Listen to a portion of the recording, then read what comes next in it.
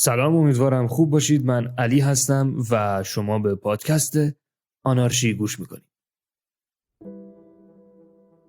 خیلی ازتون معذرت میخوام، مدت زیادیه که اپیزود جدید ندادیم. اتفاقات تقریبا زیادی هم در این مدت افتاده. مهمترینش هم این بوده که من درگیر سربازی مقدس اجباری شدم. ولی واقعا فارغ از اون هم یه خورده بیشتر از یه خورده تنبلی خودم هم بوده. نمیدونم چه حکمتیه که هر چقدر آدم دیرتر اپیزود میده یعنی بین دیرتر اپیزود دادن و دیرتر اپیزود دادن که رابطه مستقیم فزاینده‌ای وجود داره و الان هم شبیه جمله های جواد خیابانی شد اینی که گفتم. بگذاریم. به هر حال میخوام بگم خودم میدونم که خیلی وقت اپیزود جدید ندادیم. از خاکی که روی میکروفون روبروم نشسته میفهمم اینو و خیلی ممنونم از اونایی که هنوز پادکست آنارشی رو دارن گوش میدن و بیشتر از اونایی که به این مدت کامنت گذاشتن، گفتن که اپیزود جدید بدیم یا به هم زنگ زدن و پیام دادن و گفتن که چه خبر رو، چرا اپیزود جدید نمیدی. از همه ممنونم. توی این اپیزود میخوایم ببینیم که اقتصاد چین چجوری دچار تحول شد، چین چطوری کم کم وارد اقتصاد جهانی شد و یه خورده بیشتر درباره صنعت نفت این کشور و اهمیتی که در توسعه چین داشت میخوایم صحبت کنیم. در طول دهه‌های اخیر که با اصلاحات و گشایش‌های اقتصادی و سیاسی از سوی چین همراه بوده، یک سوال مهم در روابط بین الملل همیشه این بوده که تا چه اندازه حکومت چین تحت تأثیر گسترش نقش‌آفرینی در نظام بین الملل قرار میگیره. یعنی هرچی نقش‌آفرینی چین در روابط بین الملل به مرور زمان بیشتر بشه، رفتار این کشور چه تغییری میکنه. آیا چین چنان که برخی این واژه رو به کار بردن در نظم موجود و تا حد زیادی آمریکایی بین الملل جامعه پذیر میشه؟ آیا چین قصد داره نهادهای موجود نظام بین الملل رو سرنگون کنه و نهادهای مد نظر خودش رو به عنوان رقیب و جایگزین پیشنهاد بده؟ این دو سوال بیشتر در قالب دو نظریه روابط بین الملل تا حالا مطرح شده و پژوهشگران در این چارچوب‌ها بهش پاسخهای متفاوتی دادن.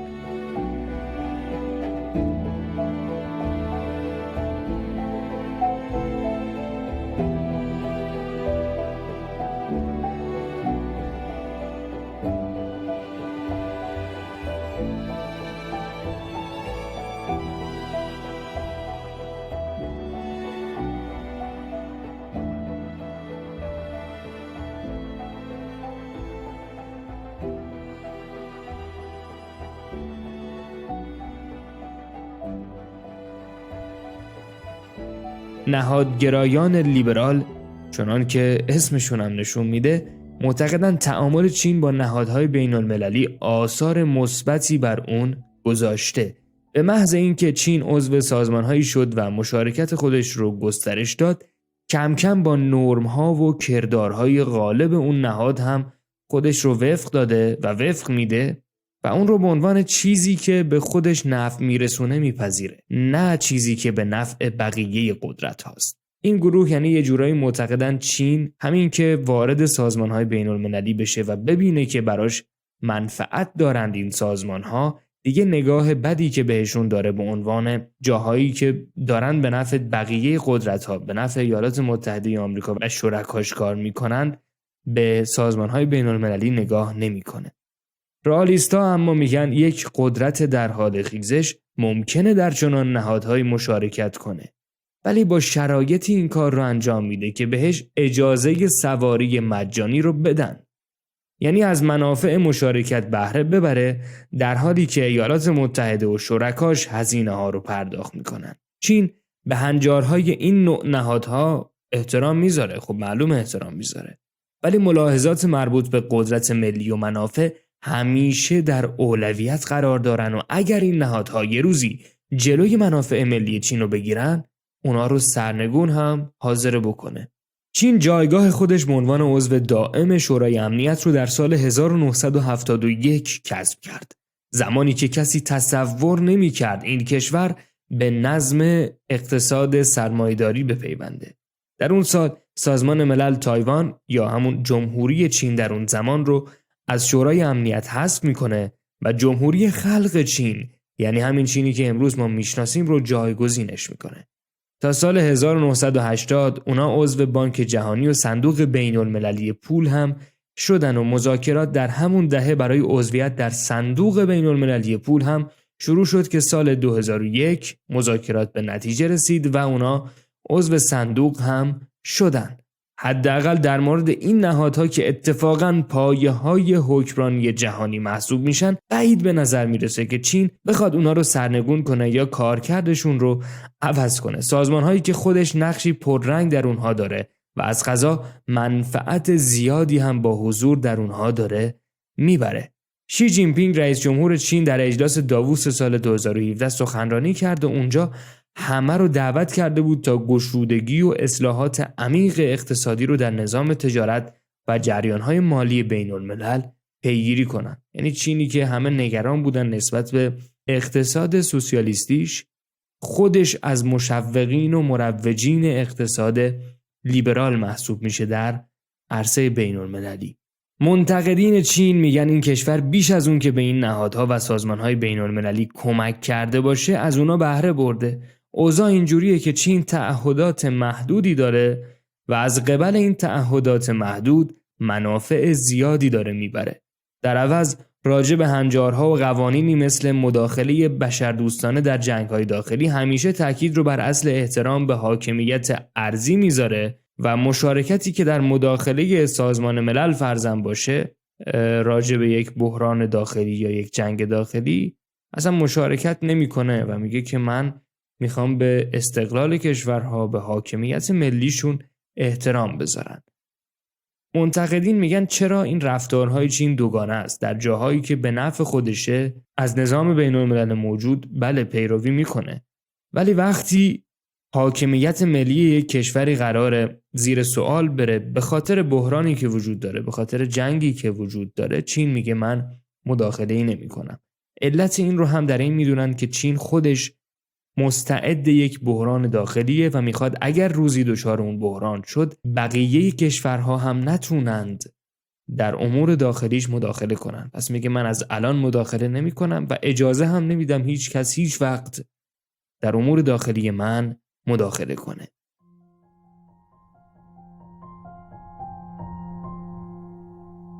ولی نکته دیگه‌ای که وجود داره اینه که از اون طرف یه سریا میگن اوکی اصلا گیریم که چین داره برخی هنجارها رو رعایت نمی‌کنه.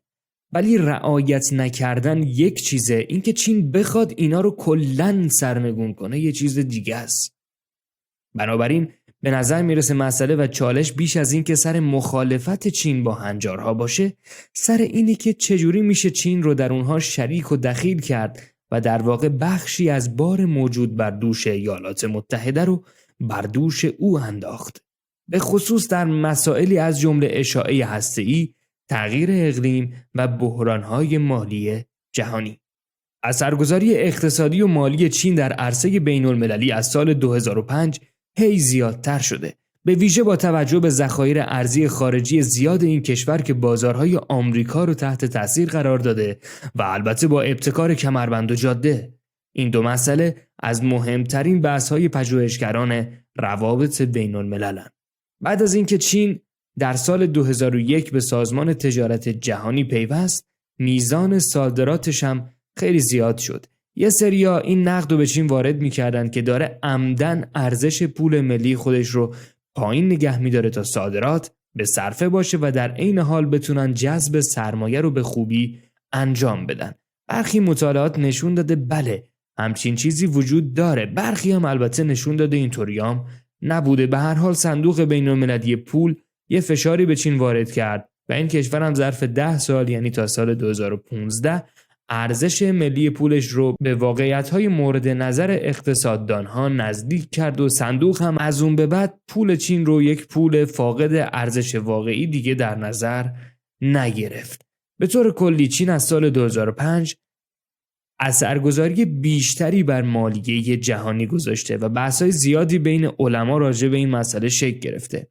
انباشت ذخایر ارزی خارجی، سرمایه‌گذاری مستقیم در مرزهای دوردست، یک طرح فرامنطقه‌ای بزرگ مثل کمربند و جاده و تأسیس نهادهای اعطای وام باعث شده تا هدف و استراتژی چین در این زمینه محل کنجکاوی و نگرانی باشه و اینکه آیا اینها اصلا با هنجارها و ساختارهای موجود در نظام بین الملل همخوانی دارند یا نه. اینا مسائلی که به خصوص ایالات متحده آمریکا و تحلیلگرانش رو تحت شعاع قرار داده. اما کمی هم از انرژی و حکمرانی انرژی صحبت کنیم. تاریخ صنعت نفت چین به شدت گره خورده به تحولات سیاسی و اقتصادی این کشور. به خصوص در اواسط قرن 20 بعد از سال 1949 چین تحت رهبری حزب کمونیست به شدت به اتحاد جماهیر شوروی در واردات نفت و در زمینه اکتشاف وابسته شد. این وابستگی در توسعه میادین اصلی نفتی چین مثل کارامی در سینکیانگ و داکینگ در هیلونگجیانگ، اگر اسمشو درست دارم تلفظ میکنم و کلن این اسامی چینیو خیلی وابستگی مشهود بود. میدون نفتی داکینگ در اواخر دهه 1950 کشف شد و به نوعی به نماد خود اتکایی چین هم بدل شد، به ویژه بعد از اختلافاتی که چینی‌ها با شوروی پیدا کردند. این اختلاف عمیقاً صنعت نفت کشور رو تحت شعاع قرار داد، چون اونا به نفت شوروی و تخصص اونها محتاج بودن. همین احتیاج زمینه رو برای حرکت به سمت نوعی از استقلال و خودکفایی در زمینه اکتشاف و تولید نفت با بهره برداری از میدان داکینگ در سال 1964 فراهم کرد. وانگ جینگسی، معروف به مرد آهنی، نقش خیلی مهمی در این دوران بازی کرد. این آدم تبدیل به الگوی کارگری و نماد خود اتکایی و سخت‌کوشی در چین شد. تلاش‌های ایشون در داکینگ سراسر چین تبلیغ شد تا انگیزه و الگویی برای مردم باشه. این آقای وانگ رهبر تیم حفاری 1205 در میدون بود و مثلا در دمای منفی 20 تا 30 درجه حفاری رو داشتن با تیمش انجام میدادن تا اینکه بالاخره موفق میشن و اگر اسمش رو سرچ بکنید یه سری تصاویر جالبی هم ازشون میاد که توی گلوله‌هایی دارن کار میکنند و حفاری رو انجام میدن و کلی از وسایل حفاری رو با تیمش ایشون جابجا کرده، منتقل کرده و کلا خیلی آدم زحمتکشی بوده. داستان جالبی هم داره زندگیش که بعداً وارد عرصه‌های سیاسی هم میشه. البته اون قدم واقعاً حالا جالب نیست که برید کلی بخواید وقت بذارید. اواخر دهه 70 همزمان با رشد صنعت نفت چین یک جریانی شکل گرفت که در واقع یک جناح سیاسی نفتی رو تشکیل بده در چین. رهبر این جناح هم یو کیولی بود. این گروه سیاسی بعداً به جناح نفت معروف شد که حامی صادرات نفت جهت ارزآوری و تبدیل این منابع ارزی به تجهیزات پیشرفته بود. این استراتژی جناح نفت بخشی از تلاش‌های گسترده تری بود که همزمان در راستای باز کردن درهای اقتصاد سرمایه‌داری به روی چین حرکت می‌کرد، یا در واقع باز کردن درهای چین به روی اقتصاد سرمایه‌داری. دنگ شیائوپینگ رهبر وقت چین از این رویکرد حمایت می‌کرد و میگفت کاملاً اوکیه که منابع طبیعی رو صادر کنیم تا تکنولوژی خارجی ها رو در اختیار بگیریم. این سیاست یه تحول خیلی بزرگ در مقایسه با شعارهای خود اتکایی بود که زمان مائو و بعد از اون داده میشد و چین رو به سمت مشارکت بیشتر در اقتصاد جهانی سوق داد. البته همچون سیاست بی‌حاشیه و کمچالشی هم نبود دیگه. یه گروه سیاسی به اسم انقلاب فرهنگی که خیلی هم قدرتمند بودن در اون زمان اساساً معتقد بودن نباید نفت رو در ازای تکنولوژی صادر کنیم. اونم کجا؟ به کشورهای حامی سرمایه‌داری مثل ژاپن. به هر حال جناح نفت، اونایی که طرفدار ارزآوری و واردات تکنولوژی بودن، وزن بیشتری داشتن و موفق شدن کار رو جلو ببرن. همه چی خوب بود و روی ریل تا اینکه سال 1979 یه فاجعه در سکوی نفتی خلیج بوهای اتفاق افتاد و یک شکست بزرگ برای جناح نفت رقم خورد. 77 نفر در این ماجرا کشته شدند و دلیلش هم فرآیندهای نامناسب و فقدان تجربه در کار با تکنولوژی پیشرفته بود. نمیدونستن چجوری باید از این تکنولوژی استفاده کنن. این حادثه چالش چین در تطبیق با تکنولوژی‌های خارجی و روز بدون تخصص کافی و ادغام در شیوه‌های جهانی رو برجسته کرد. یه سری هم میگفتن خب شما که نمیتونید، شما که تخصصش رو هنوز ندارید، برای چی باید با استانداردهای جهانی کار بکنید؟ قطار جهانی شدن و بین‌المللی شدن ولی متوقف نشد. در سالهای بعد صنعت نفت چین به سمت همکاری با شرکت‌های بین‌المللی نفتی حرکت کرد. این تحول بخشی از اصلاحات وسیع‌تر اقتصادی و سیاست باز کردن درهای اقتصاد مملکت بود که توسط آقای دنگ شیائوپینگ هدایت می‌شد.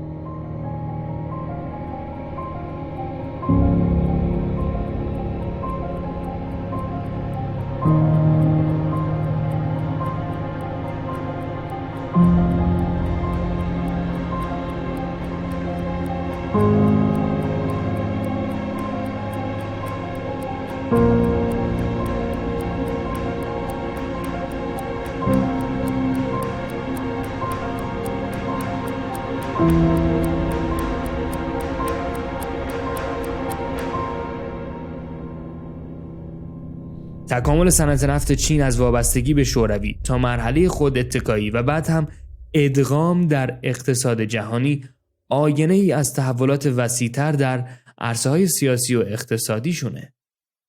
یعنی همزمان با این تحولات صنعت نفت ما ببینیم که اقتصاد چین هم داره متحول میشه. در طول دهه 1980 صنعت نفت این کشور تحولات خیلی زیادی رو تجربه کرد. عمدتاً هم تحت تاثیر اصلاحات اقتصادی دنگ شیائوپینگ.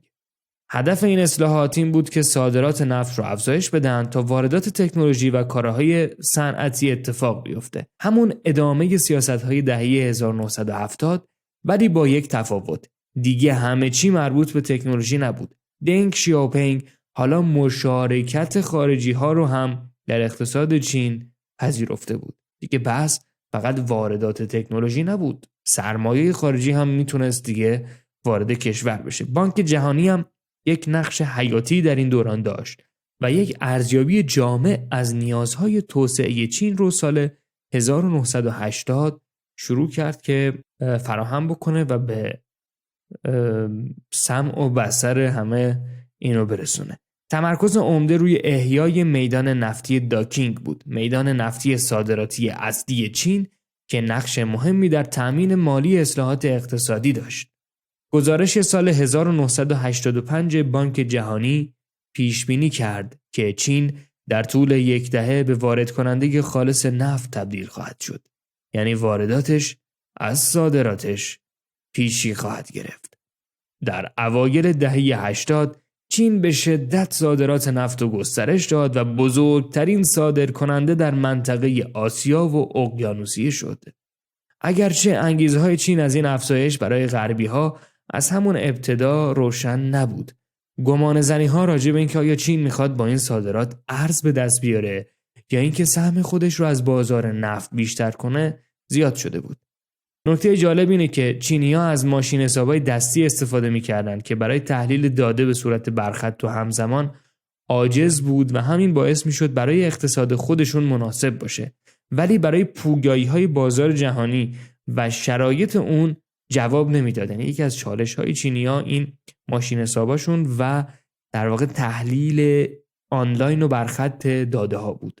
در این دوران چین وارد عرصه اکتشاف در دوردست‌ها هم شد و با شرکت‌های بزرگ بین‌المللی همکاری‌های جدی رو اونها شروع کردن. این نوع کارها برای تطابق با قوانین نظام بین‌الملل لازم و ضروری بود. یعنی باید همکاری‌ها شکل می‌گرفت. یه بحث جدی در داخل کشور پیش اومد، یعنی داخل چین. راجع به اینکه چطور باید در داخل از نفت استفاده کرد. اینکه آیا باید اون رو در داخل مصرف کرد یا به صادرات ادامه داد. همزمان با افزایش صادرات چین با کمبودهای داخلی در بخش انرژی مواجه شد و صنعت و کشاورزی تحت تأثیر قرار گرفت. مخالفت با صادرات نفت زیاد شد و اعتراضاتی هم تحت این مضمون که شما دارید نیازهای داخلی رو فدای ارزآوری خارجی میکنید شکل گرفت. گفتن آقا ما دیگه نمیخوایم که همه چیزمون رو فدای ارز بیشتر بکنیم. تا اواخر سال 1986 تصمیم بر این شد که بیشتر نفت رو چینی‌ها دیگه در داخل مصرف کنن و به صنعتی شدن و صادرات کالاهای صنعتی تخصیص بدنش. این نشون میداد که چین میخواد با عزمی راسخ در بازارهای بین‌المللی رقابت کنه. جامعه تحقیق انرژی چین و مؤسسه تحقیقات انرژی نقش مهمی در این مناظره‌ها ایفا کردن و سیاست‌هایی رو در راستای فراهم کردن شرایط حضور در بازار و کمبودهای داخلی در پیش گرفتن. یعنی اومدن فکر کردن که چطور میشه یه نقطه بالانسی پیدا کرد.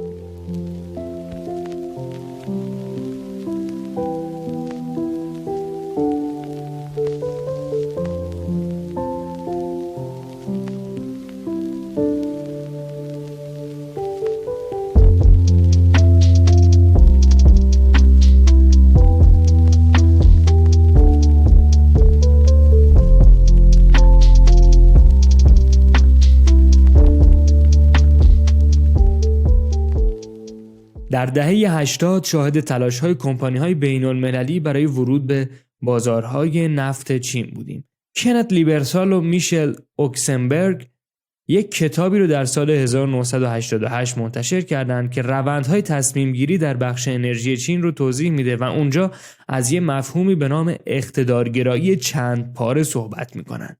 این مفهوم توصیفی از وضعیت چند پاره اقتدار رسمی در چین و رقابت‌ها و چانه‌زنی‌ها بین وزارتخونه‌ها و گروه‌های مختلف چینی بود که به ماهیت پیچیده سیاستگذاری انرژی چین منجر می‌شد. یعنی یک وضع شرمشوربای عجیب غریبی هست این سیاستگذاری انرژی چین. در دهه 80 همکاری‌های تحقیقاتی چین و آمریکا در زمینه انرژی کلید خورد و سازمان‌هایی مثل مرکز شرق غرب به چینی‌ها در رابطه با کار کردن در بازار جهانی نفت و آموزش‌های لازم در عملیات پتروشیمی مدرن مشورت می‌دادن.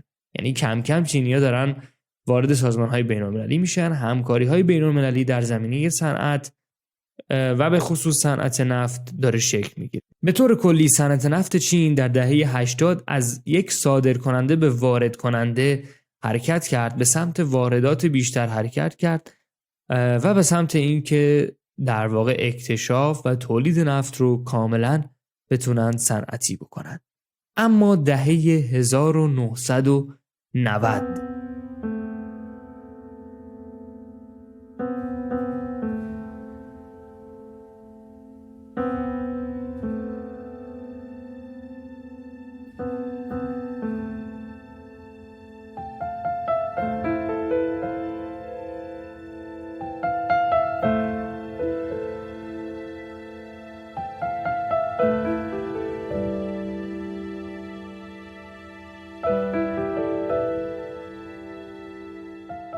سال 1991 شرکت ملی نفت چین اعلام کرد عملیات‌های خودش رو بین‌المللی میکنه، چون دیگه تولید نفت در میادین قدیمی داخلی کفاف نمیده. سال 1993 یعنی یک ماه قبل از اینکه چین به یک وارد کننده نفت تبدیل بشه، یعنی وارداتش دیگه بیشتر از صادراتش بشه، وانگ تاو یکی از مدیران شرکت ملی نفت و شنگ هوارن رئیس شرکت پتروشیمی چین یا همون گروه ساینوپک به منتقدان داخلی گفتن این که دهه 1960 موفق شدیم از وارد کننده به صادر کننده نفت تبدیل بشیم واقعا باعث افتخاره، ولی امروز دوباره مجبوریم که نفت رو وارد کنیم و این طبیعتاً احساسات ملی ما رو جریحه دار میکنه. البته ایشون تاکید کرد در ادامه که با تمام اهمیتش احساسات ملی یک عامل مهم در تصمیم گیری های ما نیست و از این بحث کرد که چین بر اساس عقلانیت اقتصادی تصمیم گیری میکنه و نه احساسات. به این اشاره کرد که ساینوپک یعنی همین شرکت ملی پتروشیمی چین وارد حلقه های مهم پتروشیمی جهان شده و این توانمندی رو داره که از کشورهای خارجی کالاها رو وارد و به اونها صادر کنه. تأکید چینی‌ها در این سالها بیشتر روی اینه که کشور موفق شده به یک جایگاه برابر با بقیه قدرت‌ها در صنعت پتروشیمی برسه و این باعث افتخاره. به عبارتی چینی‌ها کم کم اینو جا انداختن که واردات نفت یک معیار ظرفیت و توانمندی دولته تا اینکه نشونه ضعف و وابستگی باشه. در حالی که دهه 1950 و 60 اصلا فضا اینطوری نبود و تصور همه نسبت به واردات یک تصور کاملا بد ولی احتمالاً درست و بجایی بود. شدت واردات نفت و مواد نفتی چین به حدی رشد کرد که در دهه 90 تبدیل به یک مصرف کننده مهم در بازارهای بین المللی شد. همزمان دوباره بحثایی در حلقه‌های تحلیلگران بین المللی شکل گرفت در مورد اینکه آیا اینکه چین وارد کننده نفت شده تبدیلش میکنه به یک عضو مطیع و قانونمدار در اقتصاد جهانی یا اینکه باعث میشه سرکشتر از قبل بشه. بحث‌های داخلی هم البته کماکان درباره خوب یا بد بودن این اوضاع ادامه داشت. ونگ تائو همین رئیس شرکت ملی نفت خودش در روسیه درس خونده بود و علاقه‌مند به سرمایه‌گذاری در نفت روسیه و آسیای مرکزی بود ایشون. مذاکراتی هم درباره احداث خط لولی انتقال نفت از روسیه به چین از همون سالهای 1993 شروع شده بود. شرکت ملی نفت فلاتقاره چین یک استراتژی رو دنبال می‌کرد تا پیوندها با روسیه و آسیای مرکزی، همینطور خاورمیانه، آمریکای لاتین، آفریقا و جنوب دریای چین رو در زمینه نفت بتونه عمیق بکنه. مفهوم دیپلماسی انرژی چین از همین دوران و با استراتژی نگاه به خارج شرکت ملی فلاتقاره چین خلق شد. یعنی جایی که اونا اعلام کردن ما به کمک وزارت خارجه برای توسعه روابط با دولت‌های نفتی جهت کمک‌های اقتصادی و نظامی نیاز داریم. یعنی کمک اقتصادی و نظامی در عوض نفت و تعامل در زمینه انرژی. همین مسئله بود که حضور دیپلماتیک چین در خاورمیانه، آسیای مرکزی و آفریقا رو پررنگ کرد.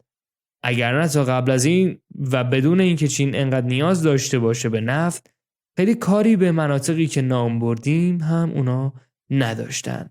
برای اینکه یه درکی داشته باشید از اینکه واردات چین به چه روندی در واقع افزایش پیدا کرده، باید بگم که واردات نفت 37 میلیون تن در سال 1999 بوده و رسیده به 72 میلیون در سال 2000، تقریباً 2 برابر، در حالی که قیمت نفت در جهان توی اون سال 3 برابر شده. یکی از کارهای جالب این شرکت ملی فلاتقاره چین این بود که در کشورهای سرکش نظام بین الملل از جمله سودان در اوج بحران دارفور که دارفور یه منطقه‌ای در سودان غربیه و جمعیت خیلی متنوعی هم داره و اونجا سر منابعی مثل آب و زمین همیشه دعواست. هنوزم اونجا دعوا و درگیریه. سال 2003 2 تا گروه شورشی دولت رو متهم میکنن که حقوق غیر عرب ها رو داره زیر پا میذاره و پایمال میکنه و علیه دولت اینا اقدام مسلحانه میکنن. دولت هم از شبه نظامیای عرب حمایت میکنه و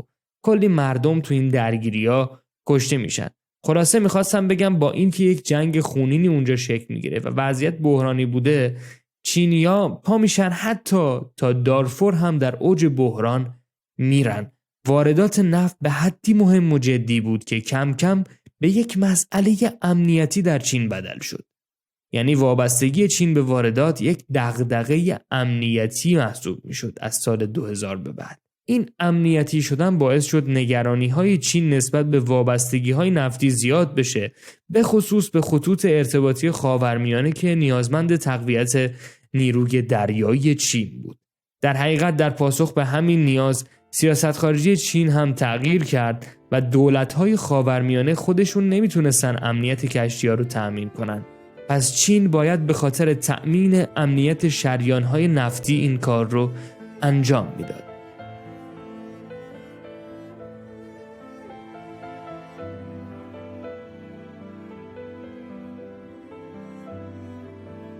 همین سنخ نگرانی ها بود که باعث شد بحث استفاده بهینه از انرژی در چین و اصلاحاتی در این راستا شکل بگیره. در غرب همچنان بحث راجع به این که هدف اصلی چین از این حضور نفتی در دوردست‌ها چیه ادامه داشت.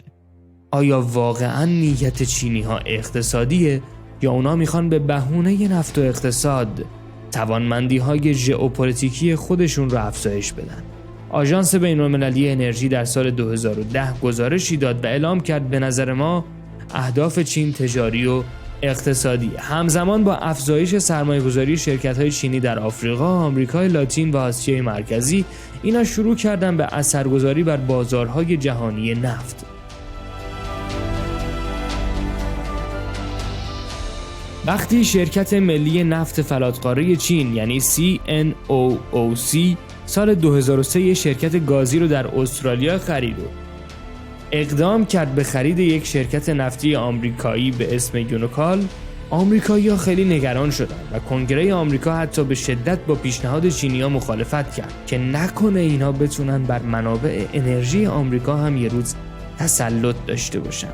شرکت چینی هم بیخیال خرید شد و گفت شما ما رو بد قضاوت کردید و اصلاً امان از این قضاوت‌های بیجا که هدف ما فقط تجاری بوده.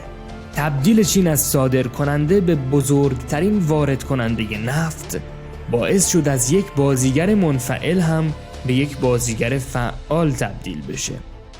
کم کم اونا فهمیدن میتونن روی قیمت‌های انرژی در جهان اثر بذارن. همین شد که چینی‌ها از پرایس تیکر به پرایس میکر حرکت کردند، یعنی کشوری بشن که بتونن خودشون قیمت نفت رو تعیین بکنن تا اینکه قیمت‌هایی که بقیه تعیین می‌کنند رو بپذیرند و پرداخت کنند. واردات زیاد نفت و انرژی باعث شد چین یک نگرانی امنیتی خیلی بزرگم داشته باشه. معمای تنگه مالاکا. تنگه مالاکا کوتاه‌ترین مسیر دریایی خاورمیانه و شرق آسیاست و جایی که حمل و نقل رو برای تجارت اروپا و آسیا خیلی به صرفه میکنه و بعد از تنگه هرمز بیشترین میزان نفت و گاز جهان از اینجا عبور میکنه. به جز روسیه، تمام تامین کننده های انرژی چین در خاورمیانه و آفریقا قرار گرفتن و بیش از 70% از نفت و گاز این کشور از همین جا وارد میشه. علاوه بر این 60% کل تجارت چین هم از همین تنگه عبور میکنه. از سال 2003 که هو جیانتو معمای تنگه مالاکا، مفهوم معمای تنگه مالاکا رو مطرح کرد، چین تلاش کرده قدرت نیروی دریایی خودش رو ارتقا بده، چون کنترل آمریکا یا بقیه رقبا بر این تنگه میتونه راه تنفس اقتصاد چین رو هر وقت که اراده کنند قطع کنه. علاوه بر این اونا تلاش کردن راههای جایگزینی از طریق روسیه و بقیه کشورها بسازن تا انقدر وابستگیشون به دریا زیاد نباشه. اما بحث آخر امروز درباره چین و حکمرانی انرژی پاک، یه خورده بحث محیط زیستی بکنیم. از همون زمان که اصلاحات اقتصادی در چین انجام شد، یک صدایی برخاست در این کشور که ما باید به سمت انرژی‌های تجدیدپذیر و پاک بریم. باید سهم مصرف انرژی در تولید سرانه رو کمتر کنیم و حواسمون به محیط زیست باشه که همه این بحث‌ها توسط جناح نفت به حاشیه رونده شد.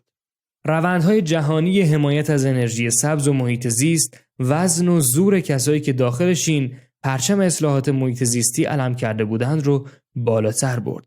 به خاطر همین فشارها چین توی چند تا از پروژه‌های حفاظت از محیط زیست با آمریکا، ژاپن، اروپا و بانک جهانی همکاری هم کرده. ببینید نکته‌ای که همیشه مطرح شده از سمت چین این بوده که خب کشورهای غربی، کشورهایی مثل آمریکا، مثل آلمان، مثل انگلستان خودشون دوران صنعتی شدن رو پشت سر گذاشتند. در اون دوران کلی آلودگی ایجاد کردند، منابع رو مصرف کردند و حالا که ما میخوایم صنعتی بشیم، ما میخوایم مدرن بشیم، میگن نه خیلی نباید از انرژی های در واقع غیر محیط زیستی استفاده کنیم. هدف دیپلماسی انرژی چین ارتقای منافع تجاری شرکت های نفتی بود. یه هدف دیگه شون پررنگ کردن نقش چین در سازمان‌های بین‌المللی انرژی و معرفی هنجارها و قوانینی که به نفع کشورهای در حال ظهور مثل چین تصویب شدند و در واقع از اونها حمایت میکنند. به طور کلی چینی‌ها سعی میکنند با محیط زیستی کردن صنایع و کارخانه هاشون با سازمان‌های بین‌المللی در این زمینه همکاری‌های بیشتری نسبت به گذشته داشته باشند. هدف چین به نظر میرسه اینه که در سازمان‌های بین‌المللی حل بشه، ادغام بشه چون اقتصادش داره با این نهادها و سازمانها میچرخه و مشکلی هم طبیعتاً نداره.